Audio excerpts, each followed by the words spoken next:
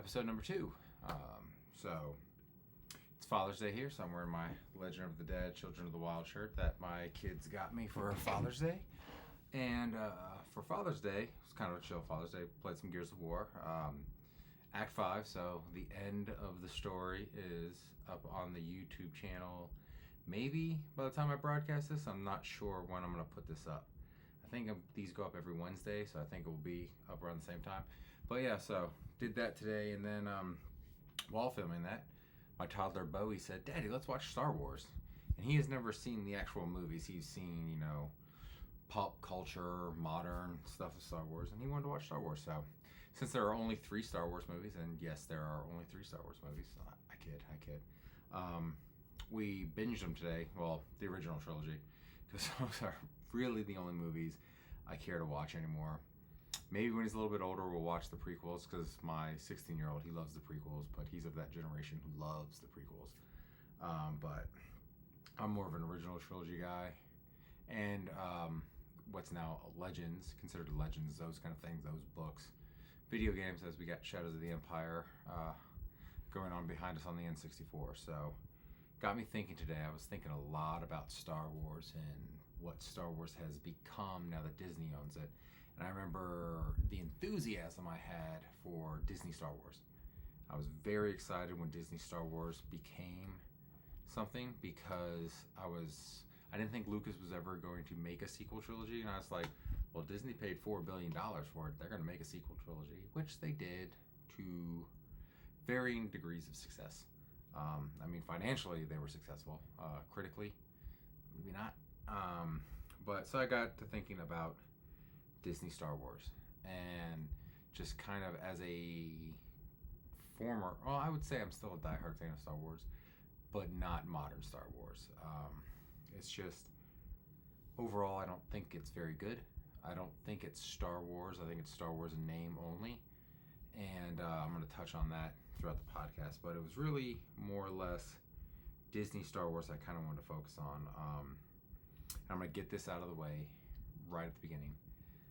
I'm not going to preach on it being woke or not woke or inclusive or diverse.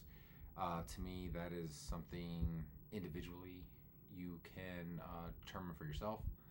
I'm talking about quality, because before, and to quote the Critical Drinker, the message was apparently front and center in Disney Star Wars, I was kind of already checked out. I was just kind of like, I don't think this is very good quality-wise. I'm not going to go along for this ride. I'm not going to give my money to movies, Disney Plus for TV shows, merchandise. Like, I got rid of the majority of my Black Series figures. I've got Han Solo and Carbonite. I've got Boba Fett. I've got Timothy Oliphant's character, forgetting his name, and my original Boba Fett. I think that's it for Star Wars figures. And then I also have a cool Lego set of the Trench Run, that little small diorama my good friend Osi gave me for my birthday a couple years ago. That's about all the Star Wars merch I still have. I think, I've got I don't think you can see it. I gotta move down at the bottom right there, my Return of the Jedi Luke Skywalker lightsaber that I picked up at Disney Star Wars Galaxy. I think that's what it's called. They're part of Hollywood Studios, which is a really cool theme park. I know it's Disney Star Wars, and I'm about to go on a rant on how I don't like Disney Star Wars. That theme park is a lot of fun. I mean, it's new Star Wars. I think it'd be better if it was, original trilogy Star Wars, but I mean, that's splitting hairs there. I get why Disney did the modern stuff for it. It makes sense brand synergy wise, so I'm not gonna do that. But yeah, so for me, this is all gonna be about quality. There's not gonna be really any political stuff going on. Like, I know there's a lot of stuff about the Acolyte right now. There's stuff about Ahsoka and so on and so on. I'm not really going to touch on any of that. I might bring some of it up here. I've got a whole page of notes to talk about. But yeah, so if you're coming here for me to say Star Wars is gay, Star Wars is woke, Star Wars is this, that, that's not what this is about. This is purely on what I find is a lack of quality in the production of Star Wars. So let's go on. And out of the way, First and foremost, I'm going to talk about the movies. They range in quality to Nostalgia Bomb, which was The Force Awakens, which I saw opening night. Went with my dad, my mom, my son Sean, my buddy Nelson. We went opening night. I think it was like 7 p.m., 8 p.m.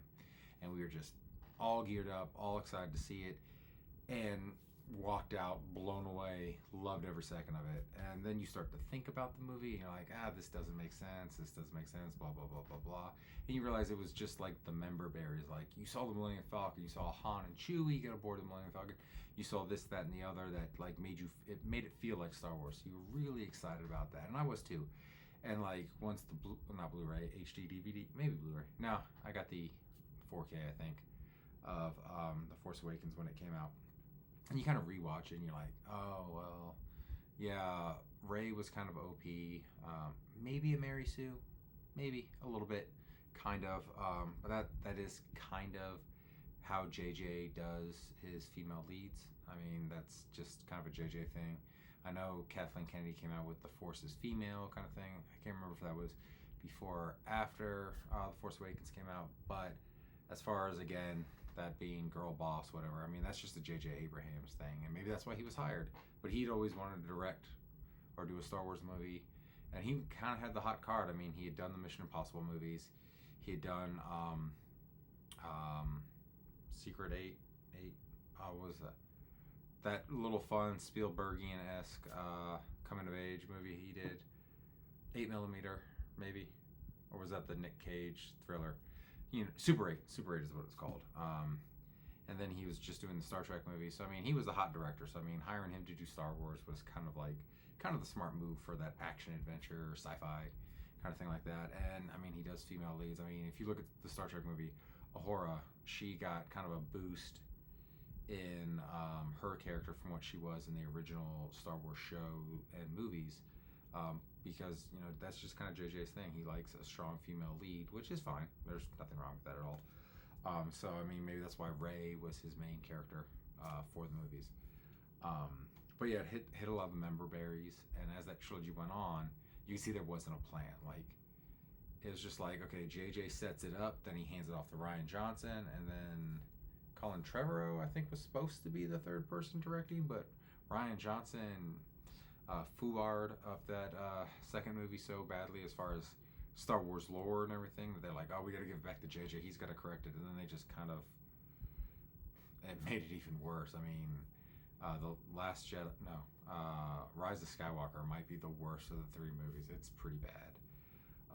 But The Last Jedi, as a movie, it's not terrible. I mean, it's a competently made film, but as a Star Wars movie, it's like, it's just so much going on there that just didn't be, like the whole Canto Bite thing, like that doesn't need to be in the movie, because everything they like accomplished, like on the thing, they didn't even get the right gambling guy, so they didn't even get him. The smuggler they did pick up, he betrays them, and they're just kind of in the same spot they would have been in. So, I mean, all of that just, it didn't do it. There was no payoff. Every plot thread of a basic story, movie, book, comic book, whatever, everything should be leading towards a payoff at the end. That didn't. That, like, nothing of what they did was of any consequence. It didn't help, hurt, didn't do anything. So it could have just been left out. So, I mean, that might have been something to give, like, Rose Tico something to do, because, I mean, this isn't being woke here. This was Disney. We need a Chinese actress or actor in there to sell this to China, because Disney was doing that with Marvel. They were doing that with everything they did. They would either film extra scenes that would be in a movie and maybe not be in the US release, like I think it was Iron Man 2 or 3. I want to say it was 3. I mean, you look at The Martian, like, I read the book, and China didn't have such a big role in the book as it does in the movie, because studios were courting that Chinese money from China. They wanted their films to be shown in China because there's more than 1 billion people there. I mean, there's lots of money to be made. So I think that was kind of the thing that they were doing with that, was to try to get the Chinese audience there. So they wanted to give Rose something to do, and they could have given her something to do, just they didn't have to do this weird C plot. She could have been a part of the main plot or the plot, because like the character Rose Tico, I don't think was terrible. Like her introduction where she tases Finn, that was kind of funny. That was enjoyable. And Kelly Marie Tran, she was fine in that movie. I mean, the hate that she got, I mean, she didn't write the part, people. I mean, she was just an actress hired to do a role. And in fact, just like touching on all this, like, for lack of a better term, toxicity towards actors and actresses in Star Wars. These are actors. They're all mercenaries. They're hired to pretend. They're not all going to be fans of the stuff they're hired to be in. So give them a little bit of a break if they don't know the lore. Like one of the, I don't know any of the actors or the character's name from the act. Like, I'm not watching it. Not have anything to do with any political reasons. I'm just done with Disney Star Wars. But one of the actors talks about Anakin blowing up the Death Star. I mean, you would want a basic knowledge of lore for people playing these characters, but at the same time, I mean, not everybody's seen every movie, and if any one of us were actors and we were hired to be a part of a big franchise that we weren't familiar with, of course we're going to take the role. That's going to lead to hopefully bigger and better things for us, and hopefully at least a nice payday from that role. So, I mean, kind of lay off those actors and actresses if they get stuff wrong. I mean, they're actors hired to play pretend. I mean, that's what they're doing. Their agents got them a role. They got an audition. They got hired. That's how Mark Hamill got the job as Luke. Harrison Ford, Carrie Fisher. I mean, all the Ewan McGregor, all the people we love from Star Wars. They didn't know anything about Star Wars. In fact, Harrison Ford hates Star Wars with a burning passion, but we still love him. So, I mean, give those actors and actresses a break. I mean, they're just hired to do a role, and when they go do PR, a lot of them are just doing stuff they're told to say. So again, lay off of them. I mean, anything you got a problem with characters and the making of the film, that's the filmmakers. But I mean, let's keep it simple. Just say, hey, it was a bad movie you made, bad show you made. So yeah, so kind of lay off that. But yeah, so that was kind of the trilogy, and then like people like to talk about Rogue One, how it might be the best of the Disney Star Wars movies, but it's still not great. It was literally a movie made to fix what people perceive as a plot hole from the original trilogy. I mean, an exhaust port that was 2 meters big. So 2 meters, a meter is a little over 3 feet. So we're talking about 6.5 feet exhaust port. So about as tall as me. Not an easy target for a ship flying supersonic speed to hit, for one. Two, if you're thinking about a moon-size space station, 2 meter exhaust port is pretty tiny. Like, think about how big the exhaust is on your car and compare that size comparison to your car to 2 meters on a moon. I mean, that's nothing at all. So, I mean, that's a plot hole that didn't have to be solved, but Disney decided to make a movie because the internet made jokes about it. And so they're like, oh, we have to explain this. First off, no, you didn't. I mean, we didn't have to have if there's like a self-destruct button on the Death Star, that's a pretty shitty one if you think about it. Like a 2 meter size thing that Luke had to use the Force to hit. Like the targeting computers couldn't hit it. Luke, literally, like this design flaw that Jyn Erso's dad, I can't think of his name, had to put into the Death Star. Literally, they were dependent on a 1 in a million shot, as Han says at the end of A New Hope, and also a 1 of a million Force-sensitive son of the Chosen One to make that shot with the Chosen One behind him shooting at him. And also, it took Han Solo distracting the one TIE fighter to hit Vader's TIE fighter. Like, all these things had to go right for the rebellion to take out the Death Star. So, again, not a plot hole that needed to be explained, but they wanted to do it anyways.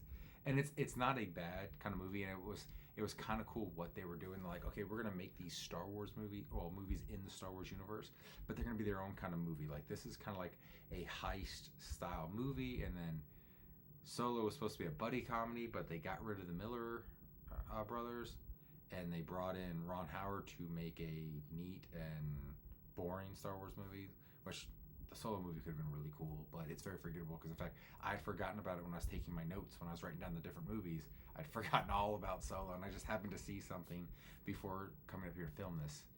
So it's just one of those funny things about, like, Disney Star Wars. It's either really bad or pretty forgettable. Like, I had to think long and hard when I was taking my notes about The Last Jedi, and especially freaking Rise of Skywalker, because with the exception of the stuff that's been memed, it's like, what happened in that movie? So, I mean, it's just been pretty bad. It shows that they didn't have a plan and that it's done by committee, where for better or for worse, when it comes to the original Star Wars, George Lucas was a singular person with a singular vision. The original trilogy, he had, like, people helped him. I don't want to say, like, he did it all on his own. Like, apparently A New Hope was a mess, and his then wife saved it in the editing room, which what got it published. And then, Irvin Kershner on Empire Strikes Back and so on with the rest of the movies kind of thing. So it was just one of those things. It was just like, but you had one person's vision. It started and ended with George. George had an idea. People would say, hey, maybe do this, maybe do that, and he would refine his idea, but it would be him. It wasn't a bunch of people throwing shit at the wall, seeing what stuck. And where it just feels like Disney Star Wars is just like, whatever, we're going to do this, we're going to do that, we're going to do this, we're going to do that. And it's just like, let's see what the people like, and then we're going to kill it. Kind of like The Mandalorian. Great first season of The Mandalorian. It felt like an old West movie, like they, even with the music and everything like that, and Jon Favreau did a great job show running it. And even though he's credited as the showrunner and everything like that for seasons 2 and 3, especially season 3, or the end of 2 into 3, it does feel like Dave Filoni kind of took it over. It's like, okay, I'm going to put, Ahsoka's going to come in, I can't think of the other name, the characters from Rebels and the Clone Wars that he brought in so he could do his Ahsoka series. But it did feel like we took this first good season, which I feel that's all it was intended to be. The Mandalorian was going to be kind of this one season thing. It's going to be a fun little mini series, like an Old West style Star Wars, and then that was it. And then it took off, became a big hit, and fortunately and unfortunately, Grogu, Baby Yoda, became a big hit, because I honestly don't think he was going to be, like, if there was originally planned out season 2, I don't think he was going to be in it. I think The Mandalorian was going to go back to being a bounty hunter, kind of like, because he was kind of like that Clint Eastwood, Man with No Name trilogy style spaghetti western cowboy, mercenary bounty hunter kind of thing, and I think that's what they wanted to go with for that show. But Grogu was such a big hit, had to have him in season 2 and bring him back, and that's when we do all the Jedi stuff, where it would have been, I think, The Mandalorian quality-wise, maybe not fan-wise, because people love Baby Yoda, quality-wise might have been better served, if we continued the bounty hunter stories, because for me that was the cool part. That's what I loved about season 1, was all the bounty hunter, Old West style Star Wars kind of thing like that. Season 2, I remember bits and pieces of it, don't remember much. Season 3, complete, even though that's the most recent season, don't remember anything. It was very forgettable for me. I remember Jack Black looking goofy. That's it. So it just kind of seems like something good happens, and then Disney, like, let's give more of that. They kind of get the wrong idea of what makes a successful IP, where I think The Mandalorian would have been better served had they continued with Mando and the Old West style, and maybe give Grogu his own series, like maybe spin that off into the Ahsoka series, kind of thing like that, which I will admit I did not watch, because I watched the Clone Wars, and I do not like the character of Ahsoka. I think she's a whiny little brat, and I was just part of the germination of this podcast. I was talking to my good buddy Vic, because he's a huge Star Wars. He's a big Star Wars fan. I want to say I used to be a bigger Star Wars fan, and then at some point he became a much larger Star Wars fan than me. He's one of those guys who's just going to defend it, kind of thing like that. I'm not saying that as a put down to him. I mean, we all have things we love and that we're going to defend to the death, even if our best friends disagree with us, we're going to defend it to death. Like, nope, this is great and this is why. So him and I were just kind of talking about that, because I remember because I didn't really watch Clone Wars when it came out, because I was not a fan of the prequels. I thought the Clone Wars cartoon, the miniseries, that was the mini cartoons that was done by the creator Samurai Jack, I thought those were awesome. And when they got rid of those and said, that's not canon anymore, and they brought in the computer CGI animated Clone Wars, I watched a couple episodes and I was like, nah, this is not for me. And then when it came to Disney Plus, Vic was the one who recommended it to me. He's like, oh no, watch it. Like, Ahsoka's annoying at first, but then you'll grow to like her, and by this season, it'll be great. And I never got into it, because I just wasn't feeling. I didn't like the writing. I didn't like the way Anakin was portrayed. Did not like Ahsoka. Obi-Wan was okay. So it just wasn't for me. So, like, where a lot of people thought that Dave Filoni was going to be the savior for Disney Star Wars, Dave Filoni, I felt like he was successful under Lucas, because Lucas, again, it was Lucas's creative vision. Lucas was like, you can do this, you can do that, don't do this, don't do that. where it's kind of like with the TV shows, Dave Filoni kind of just can do what he wants, and it's that kind of like untamed. Well, I'm gonna make my characters the best characters, kind of thing like that. It's like Sabine, which is I think Sabine's a really cool character, mind you. I used to have her Black Series figure. I always thought she was kind of a cool looking character, where she gets run through by a lightsaber but somehow survives. Yet that killed Qui-Gon Jinn, and then you have the one female Jedi in the Acolyte taking like a tiny little, not on camera, a tiny little knife like that big, and it kills her. So it's just kind of like there's no consistency in the universe. I think she got all these different creators doing different things, and no one really overseeing it. Kathleen Kennedy's supposed to be doing it, but I don't really think she is. I think she just hears good ideas and she makes sure things come in on time and under budget, and that's what she does. Just a typical studio head who doesn't really care about the art. She just cares about her paycheck and making money. I mean, that's my opinion on Kathleen Kennedy. Nothing personal against her. I mean, that's kind of her job. But, you know, you do kind of miss the old days, like the 1970s, 60s and 70s studio heads who loved art. Like, they wanted to make money, but they were always looking for the next big thing, not to copy what was big now. They were like, okay, this was big. Okay, well, we're going to do something bigger, but it's going to be on our own terms. Like, that's how we got The Godfather.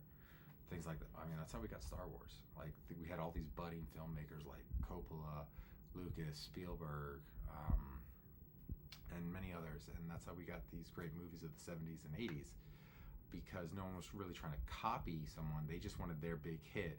So they went to these young, hungry filmmakers to make those big hits, which we're not doing now. We're always chasing the dragon. We're always chasing that next big thing, but we're copying and we're taking the wrong ideas and we're going forward with them. And that's kind of Hollywood in a nutshell, but that's also Disney Star Wars.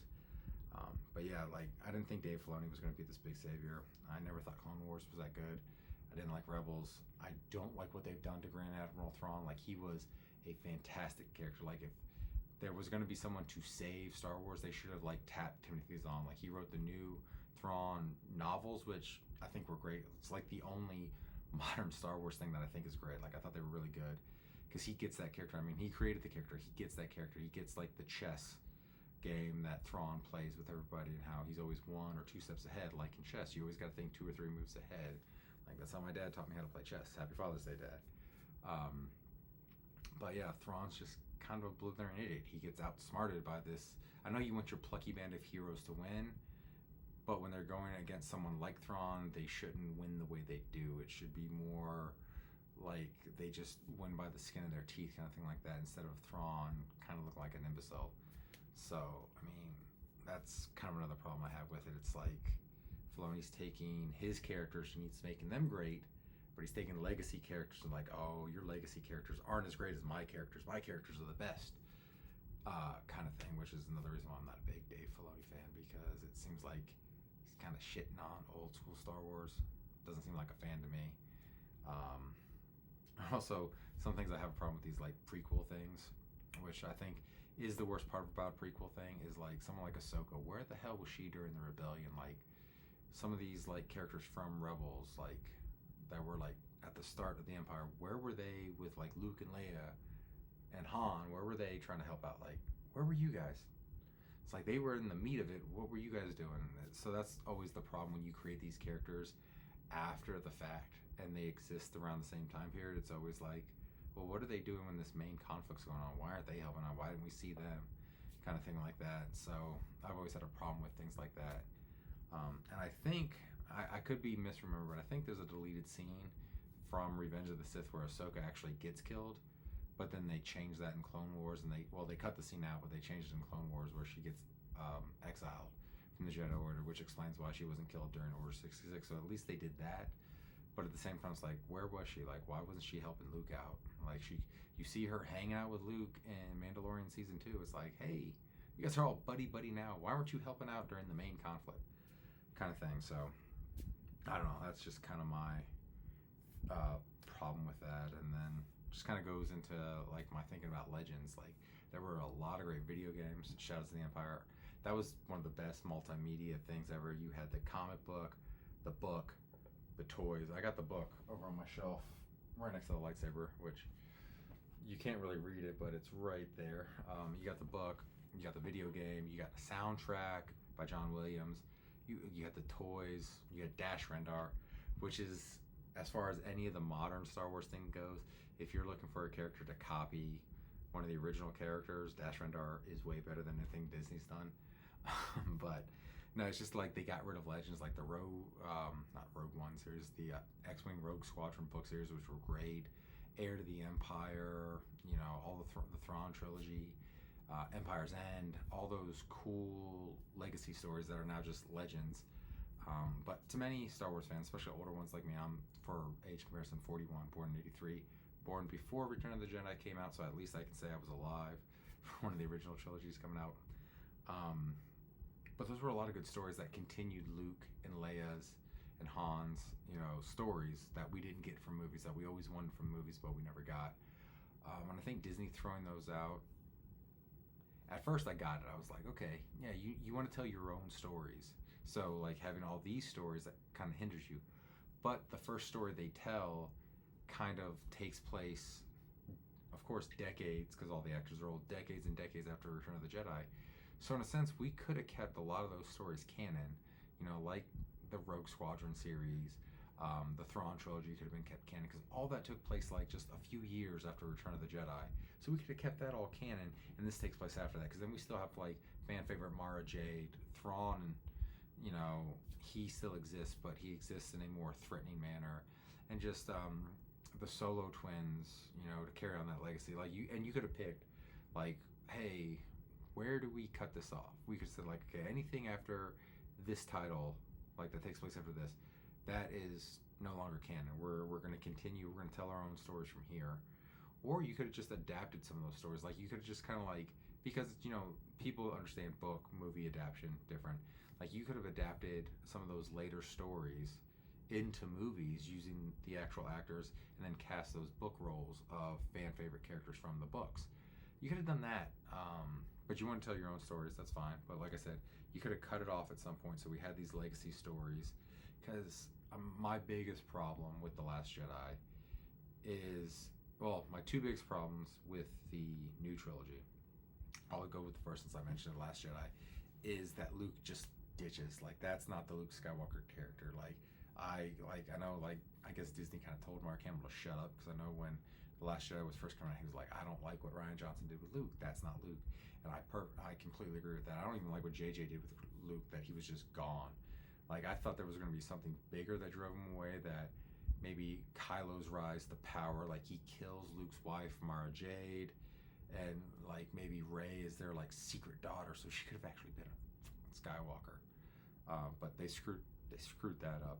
Like, Kylo and his Knights of Ren could have killed Mara Jade and just devastated his new Jedi Order, and then Luke disappeared to either go train, meditate, figure something out, but instead he just becomes a hermit, like Yoda, even though like the Republic is still in power. It's not like the First Order took over and the Empire was back, which was stupid. Looking back, like, you were like, oh, it's cool, but no, it was kind of dumb. They should have just done kind of like the Thrawn trilogy and had this remnants of the Empire attacking, but 30 years later that doesn't work the same. Again, lack of creativity on Disney's part. But no, he just goes and becomes a hermit like Yoda, even though the New Republic is still in power. It's not like, kind of like the Jedi were decimated by the Empire, and the Galactic Empire just taking charge, and there was just nothing Yoda and Obi-Wan could do, so they had to go in hiding and had to bide their time and wait. Luke wasn't even biding his time. He's just like fucking off to this random island in Ireland, which is where they filmed it. So it's just, the treatment of Luke was stupid. And it irritates me that they broke up Han and Leia for no reason. Like, it doesn't serve the plot at all. They could have stayed together, and just Han could have been off trying to find Kylo, because he was a Sith, or maybe a Sith. I don't think they ever actually called him a Sith. Maybe he was a Sith. Again, the movies are kind of forgettable. I could have rewatched them, but I didn't want to torment myself. He could have been off looking for him, which is why they're not together at the start of the movie, which is why he has to get back to Leia. He's like, oh, I've got a lead on how to get Kylo, or what have you. That could have been a cool thread. Or I've got a lead on how to find Luke, or something. But nope. Han and Leia just are estranged because their son became a bad guy. seems a dumb reason to split up. You think that would make them grow stronger, and then they would try to get their son back. But no, it caused divorce. Dumb. And then also, total missed opportunity because they mishandled the original characters, is how we didn't get a Luke, Leia, and Han and Chewie in the Millennium Falcon together one last time. Like, how do you drop that ball, JJ? Just Kathleen Kennedy, anyone at Lucasfilms, how do you drop that ball? How do you create a new trilogy and not have those three characters together? Those three characters together. I mean, and you can't even say, oh, well, Carrie Fisher died, so maybe they would have done... No, because they killed Han off in the first movie, so they couldn't even had that reunion because Han was killed off, which is, you know, kind of what Harrison Ford wanted, because he hates Star Wars. And I love how he admitted that he only came back for the money. I mean, bravo. I mean, way to just... And yet, no one gives him shit for that, but some new actor in the Acolyte says Anakin instead of Luke blowing up the Death Star, and he's crucified for that. I mean, Star Wars fans just crack me up sometimes. But yeah, it's just like they drop balls after balls on balls like that. That new trilogy could have been really good, even with the new characters. But they're just like, nah, we're going to do our own thing. We're going to kind of completely ignore what Lucas wanted to do with a sequel trilogy and just do our own thing. And it was bad. And the worst part is they didn't have a plan. Like, if they had like an outline, kind of how once the Marvel movies took off, Kevin Feige kind of had an outline getting us to Infinity War, which was mostly coherent. I mean, there were flubs here and there, but I mean, that's a lot of movies to manage. But for the most part, you can watch... Oh, my screensaver went on even though the camera was on. That's weird. So I had to grab the mouse real quick. But yeah, Kevin Feige at least keeps a coherent narrative through Endgame, which somehow Kathleen Kennedy couldn't do through 3 Star Wars movies. They couldn't plot out a beginning, middle, and end like you do with a story. Which is why in the third one makes no sense. Like, Palpatine's back, and then Rey's the Palpatine, and it's just terrible. But I mean, it is what it is. But I'm gonna close out this kind of podcast rant. I do welcome comments, but on a positive note, this is the most positive thing I can say to Star Wars fans of like my age who really only either care about the original trilogy and the extended universe from there, those books and comics and video games and multimedia stuff, or even like the people who love, like my son who's 16, who loves the prequel trilogy. There is a silver lining. It's called your headcanon. Like, Star Wars is a fictional universe. George Lucas gave us this original trilogy. For me, that's the only real canon thing in the original trilogy. And the only reason why I say that, because I know he made the prequel trilogy. The only reason why I say that's, for me, that's the real canon, and then everything else, I kind of pick and choose what I want it to be canon, what I want. Because, and it all stems back from when Obi-Wan was talking about how he met Anakin and the Clone Wars, like 5-year-old me, because that's like my earliest memory of watching Star Wars, 5-6-year-old me, back in the 80s. When I heard Obi-Wan say these things, like, first of all, I thought the Clone Wars was like the Jedi were cloned by the Emperor. The Emperor cloned, maybe not all the Jedi, but like powerful Jedi, like Anakin, like Obi-Wan, like Yoda. And it was the Jedi versus the clones of the Jedi, and that was kind of the Clone Wars. And the Stormtroopers were on the side of the clones, even though they ended up being the clones, kind of thing like that, because that's how the Emperor rose to power, kind of thing like that. And like, you know, watching Star Wars, I didn't realize Anakin and Darth Vader were the same person. It wasn't until Empire that I realized that. But like, that's when Anakin turns, becomes Darth Vader. During that, betrays the Jedi. And so when he talks about Anakin being a friend and a pilot, I figure, because there was no younglings and things like that, and when Jedi started training, how they became Jedi and stuff like that, there was none of that in canon yet. So in my mind, like, Obi-Wan meets Anakin during the Clone Wars, like Anakin's a pilot. He could have been like, like a spice trader or whatever Uncle Owen says he is. And then, but I was thinking he was more like a fighter pilot on the Republic side. And Obi-Wan meets him and is like, oh wow, this guy's force sensitive. And he's like, and maybe he takes him to Yoda, maybe he trains him in secret, and he's like, oh, he's gonna be a hell of a Jedi. I'm gonna train him, we're gonna be best buddies. and they're friends throughout the Clone Wars, and then at some point Anakin turns, which in my head canon there was no why he turned or anything like that. It was just my head canon. Was that, and also Uncle Owen was Anakin's biological brother, not stepbrother. Yes, stepbrother. Wasn't his stepbrother. So I mean, Uncle Owen is Luke's blood relative, not step relative, kind of thing like that. That was in my hand, but that's neither here nor there. I think that would have been better anyways. But yeah, Anakin is like late teens, early 20s when he meets Obi-Wan, depending on like Obi-Wan's age during the Clone Wars. Because I don't think there was like a time frame. Like I imagine Obi-Wan being like pretty young, like in his early 20s at best at the start of the Clone Wars. That was kind of like my headcanon. And so on, and like that's how everything happens. That's the story like I always had in my head for the Clone Wars, and Anakin becoming Darth Vader. And the prequels obviously is not that at all. I honestly think my idea is cooler.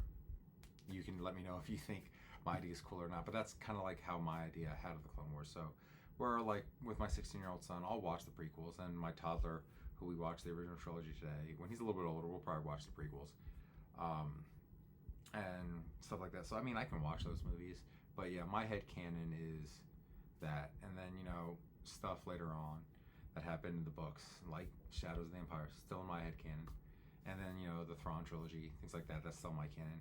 And I've read the Rogue Squadron books, but as far as Skywalker stuff like Heir to the Empire and Empire's End, I think were the only Skywalker books I read. So the rest of my head canon is stuff I did with my action figures, like that I played with my toys and things like that. So, I mean, that's kind of like my light at the end of the tunnel, my silver lining for Star Wars fans, is just because Disney makes it and puts it on your screen, doesn't mean that has to be your canon. It's fiction. You can make up whatever canon you want. You just take that original trilogy, those stories, and you extrapolate what you want from them. So, you can take the prequels if you want.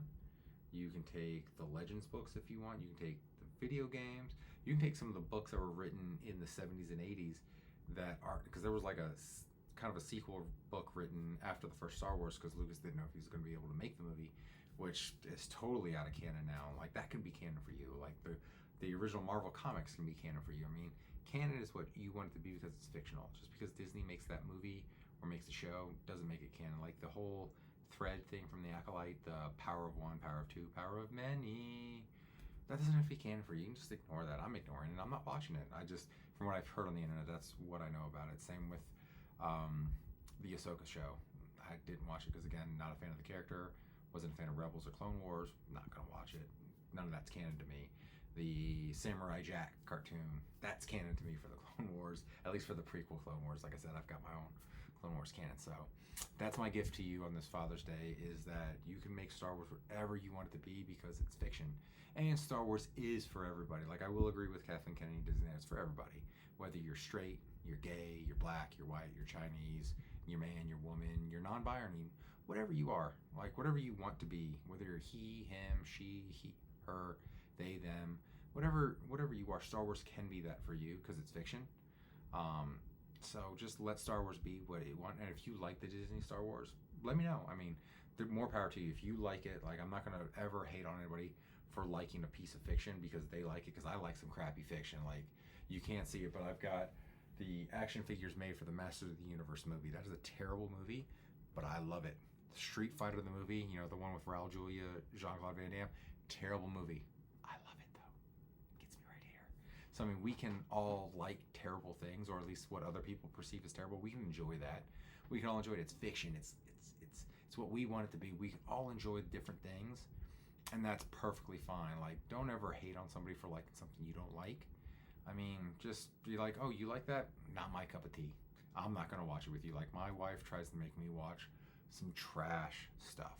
Like, she loves Love Island, all the Love Islands, not just USA, not just UK, not just Australia.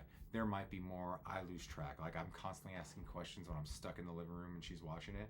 Like, which one's this again? Who's that? Why do we hate him? Why do we like him? Why do we like her? Why do we hate her? So, I mean, and she watches some of my stuff she doesn't like. Like, personally, I think it's all good stuff, but I'm me. She's her. So we don't have to like the same thing.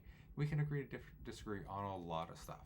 Like, she doesn't like video games at all, and you can tell by just what's behind me and this channel, I'm a big video game person. So when it comes to fiction and our entertainment, we can all disagree. But Star Wars is for everybody.